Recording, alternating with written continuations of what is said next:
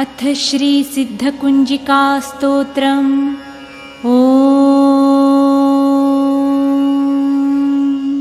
शिव उवाच शृणु देवी प्रवक्ष्यामि कुंजिका स्तोत्रमुत्तमम् येन मन्त्रप्रभावेण चण्डीजापः शुभो भवेत्। न कवचं नार्गला स्तोत्रं कीलकं न रहस्यकं न सूक्तं नापि ध्यानं च न न्यासो न च वार्चनं।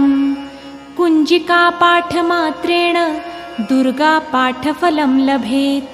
अतिगुह्यतरं देवी देवानामपि दुर्लभं।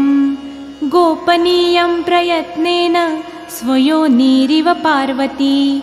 मारणं मोहनं वंशं स्तम्भनोच्चाटनादिकं पाठमात्रेण संसिद्ध्येत् कुंजिकास्तोत्रमुत्तमम्। अथ मन्त्रः। ॐ ऐं ह्रीं क्लीं चामुण्डायै विच्चे। ॐ ग्लौं हुं क्लीं जुं सः ज्वालय ज्वालय ज्वल ज्वल प्रज्वल प्रज्वल। ऐं ह्रीं क्लीं चामुण्डायै विच्चे ज्वल। हं सं लं क्षं फट् स्वाहा इति मन्त्रः। नमस्ते रुद्ररूपिण्यै नमस्ते मधुमर्दिनी नमः कैटभहारिण्यै नमस्ते महिषार्दिनी। नमस्ते शुम्भहन्त्रै च निशुम्भासुरघातिनी। जाग्रतं हि महादेवी जपं सिद्धं कुरुष्व मे। ऐङ्कारी सृष्टिरूपायै ह्रीङ्कारी प्रतिपालिका। क्लीङ्कारी कामरूपिण्यै बीजरूपे नमोऽस्तु ते। चामुण्डा चण्डघाती च यैकारी वरदायिनी।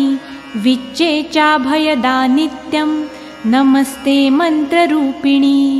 धां धीं धूं धुर्जटे पत्नी वां वीं वुं वागधीश्वरी। क्रां क्रीं क्रूं कालिका देवी शां शीं शूं मे शुभं कुरु। हुं हुं हुंकाररूपिण्यै जं जं जं जम्भनादिनी। भ्रां भ्रीं भ्रूं भैरवी भद्रे भवान्यै ते नमो नमः। ॐ अं कं चं टं तं पं यं शं विं जुं ऐं विं हं क्षं धिजाग्रं धिजाग्रं त्रोटय त्रोटय दीप्तं कुरु कुरु स्वाहा।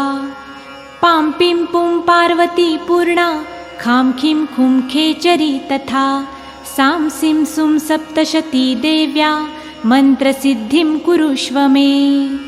इदं तु कुंजिका स्तोत्रं मन्त्रजागर्ति हेतवे। अभक्तेनैव दातव्यं गोपितं रक्ष पार्वती। यस्तु कुंजिकाया देवी हीनां सप्तशतीं पठेत् न तस्य जायते सिद्धिररण्ये रोदनं यथा। इति श्रीरुद्रयामले गौरीतन्त्रे शिवपार्वतीसंवादे कुंजिकास्तोत्रं सम्पूर्णम्। ॐ तत्सत्।